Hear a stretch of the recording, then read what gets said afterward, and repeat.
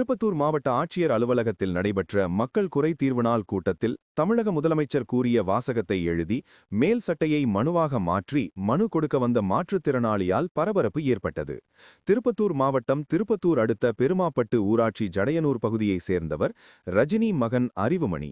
மாற்றுத்திறனாளியான இவருக்கு அதே பெருமாப்பட்டு ஊராட்சி ஜடையனூர் பகுதியில் இவருக்கு சொந்தமாக இருந்த தனி பட்டாவில் உள்ள 34 சென்ட் அளவு உள்ள நிலத்தையும் கூட்டுப்பட்டாவில் உள்ள 60 சென்ட் நிலத்தையும் அளக்க 2023ஆம் ஆண்டு முறையாக பணம் கட்டி கோரிக்கை வைத்தபோது தன்னுடைய அனுபவத்தில் இருந்த 10 சென்ட் இடத்தை தனக்கே தெரியாமல் சம்பந்தப்பட்ட வருவாய்த்துறை அதிகாரிகள் வேறு ஒரு நபருக்கு பட்டா செய்து கொடுத்துவிட்டு அதற்கு பின்பு என்னுடைய நிலத்தை அளக்க வந்தார்கள்.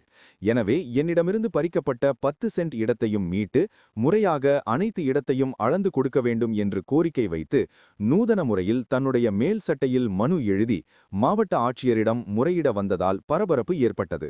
மேலும் இவர் தன்னுடைய மேல் சட்டை பாக்கெட்டில் எழுதி வைத்திருந்த மனுவில் தமிழக முதலமைச்சர் மு.க. ஸ்டாலின், மனுக்கள் என்பது வெறும் காகிதம் அல்ல, ஒரு மனிதனின் கனவு, வாழ்க்கை, எதிர்காலம் நியாயமாக ஒருவர் கூறுவதை நிறைவேற்ற வேண்டியது நம் கடமை என்று கூறியிருந்ததை குறிப்பிடுதல் தக்கது.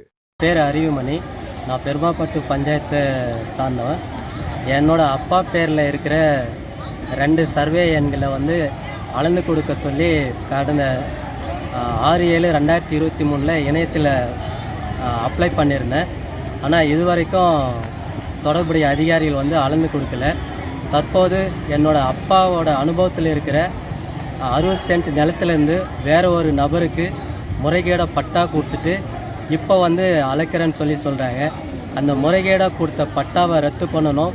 அதுக்கடுத்து என்னோட தந்தையின் அனுபவத்தில் உரிமையுள்ள 2 சர்வே எண்களுக்கும் முறையாக அளவீடு செய்து அத்து காண்பித்து அதை எனக்கு கொடுக்க வேண்டும் என தொடர்புடைய அதிகாரிகளை கேட்டுக்கொள்கிறேன்.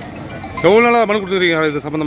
இது சம்மந்தமாக கடந்த 23லேருந்து மனு கொடுத்துட்டு இருக்குங்க. என்ன சொல்கிறாங்க? நடவடிக்கை எடுக்கிறேன்னு சொல்கிறாங்க. ஆனால் இந்த விஏஓ, ஆர்ஐ, தாசில்தார் இவங்கெல்லாம் உயர் அதிகாரிகளுக்கு என்னோட உண்மை நிலையை மறைச்சி தவறான தகவலை கொடுத்துட்டு இருக்காங்க.